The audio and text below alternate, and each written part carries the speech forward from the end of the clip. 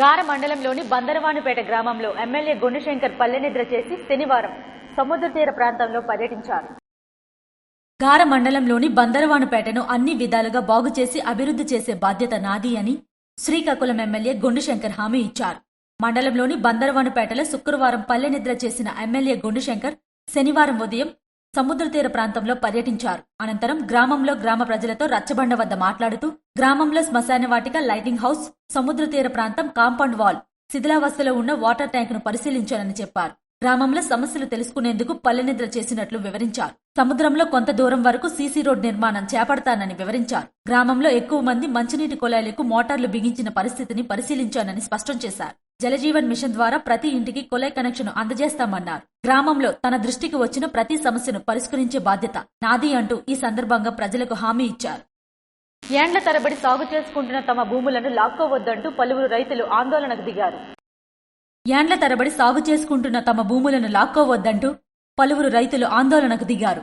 భూమి చదును చేసేందుకు వెళ్లిన ఆఫీసర్లను, జేసీబీలను అడ్డుకుని నిరసన తెలిపారు. వివరాల్లోకి వెళితే విజయనగరం జిల్లా రాజా మున్సిపాలిటీ పరిధిలో గల రంగప్ప చెరువును ఆధునీకరణ చేసేందుకు అధికారులు రంగం సిద్ధం చేశారు. ఈ మేరకు ఆ భూములను చదును చేసేందుకు రెవెన్యూ, మున్సిపాలిటీ ఆఫీసర్లు వెళ్లారు. 1970 నుంచి భూమి శిస్తు సైతం చెల్లిస్తున్నామని, ఇప్పుడు ఆఫీసర్లు వచ్చి భూములు తీసుకుంటామంటే ఎలా అని ప్రశ్నించారు. 1981లో మా ఫాదర్కి ఫ్రీడమ్ ఫైటర్ కింద డీ పట్టా ఇష్యూ చేయడం జరిగింది రంగప్ప చెరువులోని.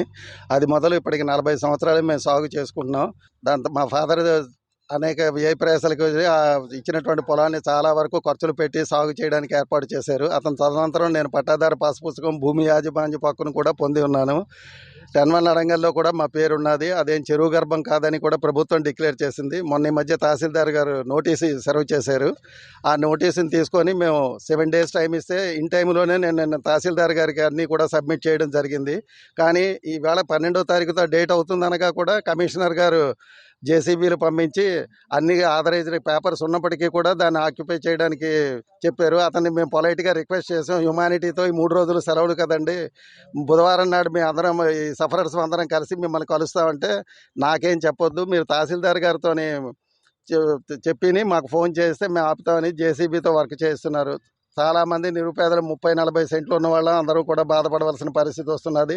40 సంవత్సరాల నుంచి ఉన్నవాళ్ళం ఇప్పుడు బాధపడే వాళ్ళు కొద్దిమంది ఉన్నాం కాబట్టి దయించి వాళ్ళందరికీ సాగు చేసుకునే అవకాశాన్ని దయతో మీరు కల్పిస్తారని మనస్ఫూర్తిగా ఏది ఏమైనా తమ భూములు వదులుకునేందుకు సిద్ధంగా లేమని స్పష్టం చేశారు. తమ భూములను లాక్కోవద్దని ఇప్పటికే ఆఫీసర్లకు వినతి పత్రం ఇచ్చినా పట్టించుకోవడం లేదన్నారు.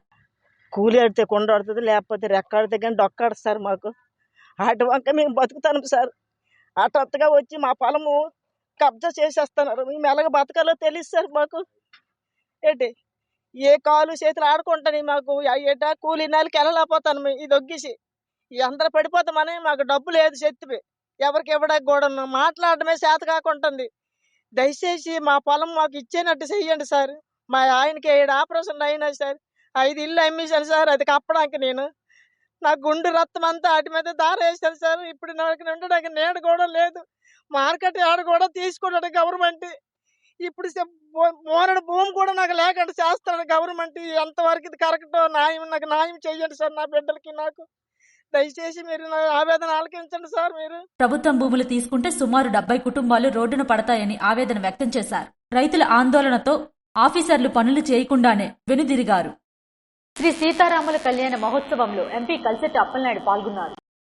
విజయనగరం పార్లమెంట్ సభ్యులు కలిసెట్టి అప్పలనాయుడు స్వగ్రామమైన వరహా నరసింహపురం గ్రామంలో ప్రతి సంవత్సరం సాంప్రదాయకంగా జరుపుకుంటున్న శ్రీ శ్రీ శ్రీ సీతారాముల కళ్యాణ మహోత్సవ కార్యక్రమంలో ఎంపీ దంపతులు కుటుంబ సభ్యుల సమక్షంలో గ్రామ పెద్దలు, నాయకులు, కార్యకర్తలతో కలిసి పట్టు వస్త్రాలు సమర్పించి వేద పండితులు, వేద మంత్రాలు, బాజా భజంత్రీల నడుమ శ్రీ స్వామివారికి కళ్యాణం అంగరంగ వైభవంగా జరిపించారు. కవిటి మండలం కళ్యాణి ఇంగ్లీష్ మీడియం స్కూల్లో ఘనంగా అంబేద్కర్ జయంతి వేడుకలు నిర్వహించారు. కవిటి మండల పట్టణ కేంద్రంలో గల Shri Kalyani English medium school ఆవరణలో ముందస్తు అంబేద్కర్ జయంతిని, ఇంజనీర్స్ డే సందర్భంగా మోక్షగుండం విశ్వేశ్వరయ్య జన్మదినాన్ని ఉపాధ్యాయులు, విద్యార్థులు ఘనంగా నిర్వహించారు. ముందుగా ఇరువురు చిత్రపటాల వద్ద ప్రిన్సిపల్ బిందుమాధవి ఆధ్వర్యంలో జ్యోతి ప్రజ్వలన చేసి పూలతో శ్రద్ధాంజలి ఘటించారు. అనంతరం వీరి ఇరువురిని ఉద్దేశించి సంతోష్ మాట్లాడుతూ విద్యార్థులకు మోక్షగుండం విశ్వేశ్వరయ్య ఇంజనీర్గా చేసిన సేవలను, అతని యొక్క ఆలోచనలను విద్యార్థులకు తెలియజేశారు. అలాగే ఏవో రాణి మాట్లాడుతూ అంబేద్కర్ యొక్క ఆశయాలను భారత జాతికి రాజ్యాంగం రూపంలో అతను చేసినటువంటి సేవలు ప్రస్తుతం భారతదేశంలో ఉన్న రాజ్యాంగ పీఠిక గూర్చి విద్యార్థులకు తెలియజేశారు. ఈ కార్యక్రమంలో విద్యార్థులు, ఉపాధ్యాయులు పాల్గొన్నారు. రాగోలులో integrated Sainik Bhavan foundation stone April 14న పడబోతుందని పూర్ణచంద్రరావు కటకం తెలియజేశారు.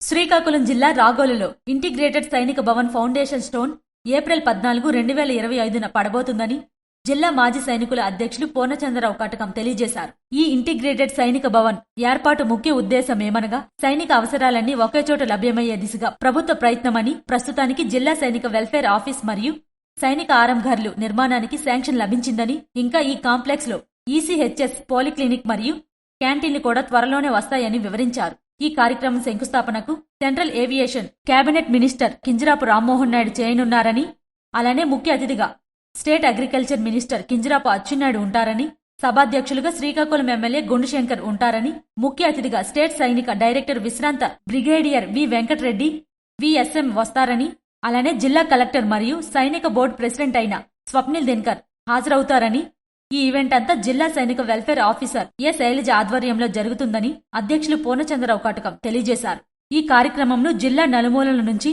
మాజీ సైనికులు, వీర నారీమణులు పాల్గొని జయప్రదం చేయాలని కోరారు. శ్రీ సూర్యనారాయణ స్వామివారి దేవస్థానంలో శనివారం చైత్రశుద్ధ పౌర్ణమి పురస్కరించుకుని స్వామివారికి ప్రత్యేక పూజలు నిర్వహించారు. ప్రత్యక్ష దైవం, ఆరోగ్య ప్రదాత శ్రీ సూర్యనారాయణ స్వామి దేవస్థానంలో శనివారం చైత్రశుద్ధ పౌర్ణమి పురస్కరించుకుని సుమంగళి అర్చన, నీలమ్మదారని, నాగబలి ప్రయుక్త చక్రతీర్థం శ్రీ స్వామివారి ఇంద్ర పుష్కరిణిలో నిర్వహించారు. ఈ కార్యక్రమంలో ఆలయ ప్రధాన అర్చకులు ఇప్పులి శంకర్ శర్మ, ఆలయ పర్యవేక్షకులు ఎస్ కనకరాజు మరియు ఆలయ అర్చకులు, వేద పండితులు పాల్గొన్నారు. భవన నిర్మాణ కార్మికుల సంక్షేమ బోర్డును పునరుద్ధరించి పథకాలను ప్రభుత్వం వెంటనే అమలు చేయాలని వి నరసింహారావు పిలుపునిచ్చారు. భవన నిర్మాణ కార్మికుల సంక్షేమ బోర్డును పునరుద్ధరించి పథకాలను ప్రభుత్వం వెంటనే అమలు చేయాలని భవన నిర్మాణ కార్మిక సంఘం రాష్ట్ర ప్రధాన కార్యదర్శి ఆర్వి నరసింహారావు పిలుపునిచ్చారు. శనివారం ఏపీ భవన్ నిర్మాణ కార్మిక సంఘం జిల్లా కమిటీ సమావేశంను సిఐటియు జిల్లా కార్యాలయంలో నిర్వహించారు.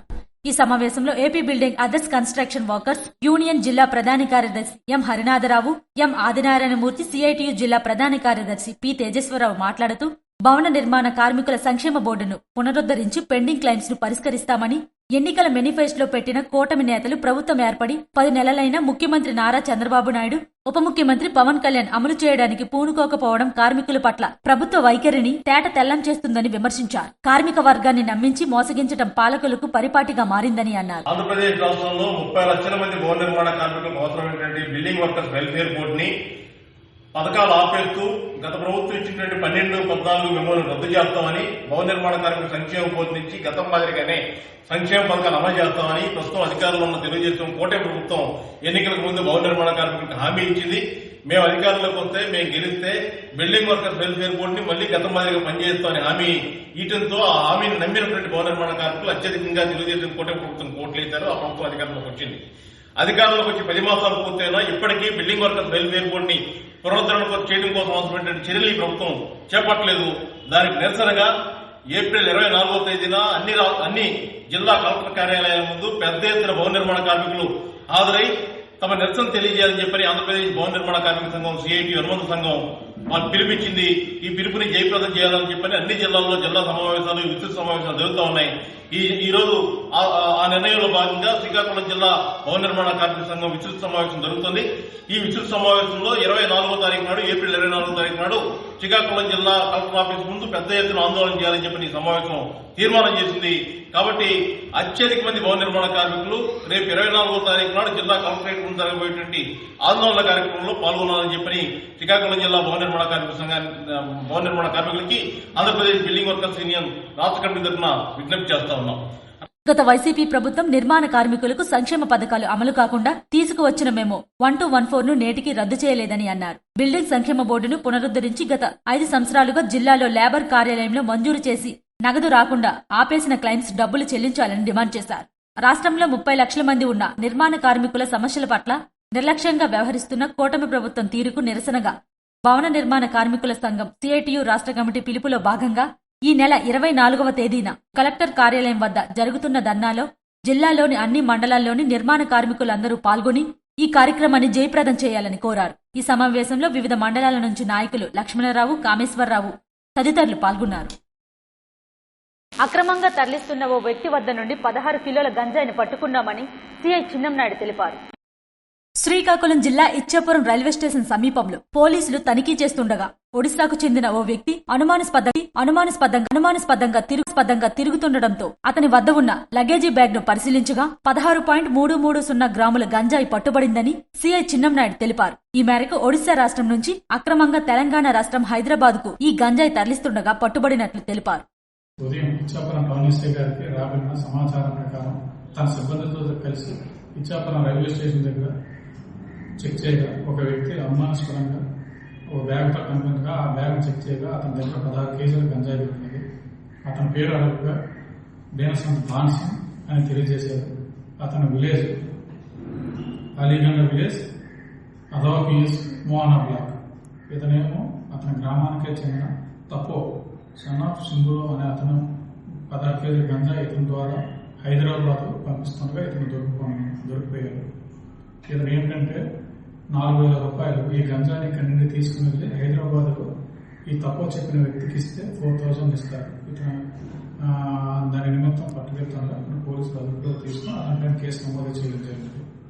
ఇతన్ని రిమాండ్ నిమిత్తం ఇచ్చాపురం మేజిస్ట్రేట్ గారి దగ్గర రిలీవ్ చేయడం జరుగుతుంది.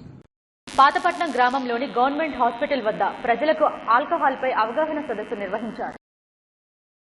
Pathapatnam prohibition and excise station పరిధిలోని నవోదయం 2.0 కార్యక్రమంలో భాగంగా పాతపట్నం గ్రామంలోని గవర్నమెంట్ హాస్పిటల్ వద్ద పాతపట్నం ప్రజలకి ఆల్కహాల్ సేవించడం వలన కలిగే అనర్థాలు మరియు దాని నివారోపాయాలు అలవాటు మాన్పించడానికి పనిచేస్తున్న డి అడిక్షన్ సెంటర్ల గురించి అవగాహన సదస్సు నిర్వహించామని Pathapatnam prohibition and excise inspector Kota Krishnarao తెలిపారు. ఈ కార్యక్రమాన్ని ఉద్దేశించి డాక్టర్ పిడి శేషుబాబు మాట్లాడుతూ ఆల్కహాల్ యొక్క అనర్థాల గురించి తెలియజేస్తూ ఈ అలవాటు మనిషిని శారీరకంగానే కాకుండా మానసికంగా కూడా చెడు చేస్తుందని, ఈ అలవాటు మాన్పించడానికి శ్రీకాకుళం జిల్లాలో 2 డి అడిక్షన్ సెంటర్లు ఉన్నాయని, ఒకటి శ్రీకాకుళం రిమ్స్ హాస్పిటల్లో మరొకటి టెక్కలి ప్రభుత్వ హాస్పిటల్లో ఉన్నాయని, ఈ మద్యంకి బానిసైన వ్యక్తులని ఈ డి అడిక్షన్ సెంటర్లో అడ్మిట్ చేస్తే ఉచితంగా చికిత్స చేస్తారని, అక్కడ ఒక సైక్రియాటిస్ట్ ఉంటారని, అతను ఈ మద్యంకి బానిసైన వ్యక్తులను తిరిగి మామూలు మనిషిగా మారుస్తారని తెలియజేశారు. అందరూ కూడా మద్యంకి దూరమై ఉండాలని, ఆరోగ్యాన్ని కాపాడుకోవాలని, అలాగే మద్యంకి బానిసైన వారు శ్రీకాకుళం మరియు టెక్కలలో ఉన్న డి అడిక్షన్ సెంటర్లో చికిత్స తీసుకుని మళ్లీ మామూలు మనుషులుగా మారాలని,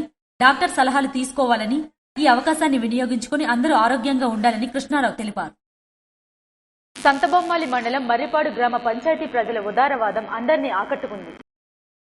శ్రీకాకుళం జిల్లా సంతబొమ్మాలి మండలం మర్రిపాడు గ్రామ పంచాయతీ ప్రజల ఉదారవాదం అందరినీ ఆకట్టుకుంది. వివరాల్లోకి వెళ్తే విజయనగరం జిల్లా రణస్థలం మండలం రామచంద్రపురం గ్రామ వాస్తవ్యులు ఎస్వి రమణ అనే యువకుడు గత 20 రోజుల కిందట రణస్థలం సమీపంలో జాతీయ రహదారిపై ద్విచక్ర వాహనంపై వెళ్తుండగా ఎదురుగా నిలిపి ఉన్న లారీని బలంగా ఢీకొనడంతో రమణ అనే యువకుడికి తలకి తీవ్రమైన గాయాలు పాలయ్యారు. నిరుపేద కుటుంబానికి చెందిన రమణ అనే వ్యక్తికి 2 పసిపిల్లలు ఉండడంతో క్షతగాత్రుడికి చికిత్స నిమిత్తం లక్షలలో అవసరం ఉండడం వలన నిరుపేద కుటుంబానికి చెందిన రమణకు నిండు ప్రాణం నిలబెట్టి తన పిల్లలకి తండ్రి అయ్యేలా కాపాడుకోవాలనే ధోరణితో మర్రిపాడు ప్రజలు ఉమ్మడిగా 80,600 రూపాయలు ఆర్థిక సహాయం చేసి తమ ఉదారవాదాన్ని చాటుకున్నారు. ప్రస్తుతం క్షతగాత్రుడు విశాఖపట్నంలో ప్రైవేట్ హాస్పిటల్లో చికిత్స పొందుతున్నారు. గాయపడిన క్షతగాత్రుడికి శనివారం మర్రిపాడు గ్రామ పంచాయతీ సర్పంచ్ ప్రతినిధి మరియు సంతబొమ్మాలి మండల మాజీ పిఎస్ఎస్ అధ్యక్షులు రాంప్రసాద్ చేతుల మీదుగా మర్రిపాడులో ఉన్న తమ అత్తమామలకు 80,600 రూపాయలు నగదును అందజేశారు. ఈ కార్యక్రమంలో మర్రిపాడు గ్రామ పంచాయతీ యువకులు పెద్ద సంఖ్యలో పాల్గొన్నారు.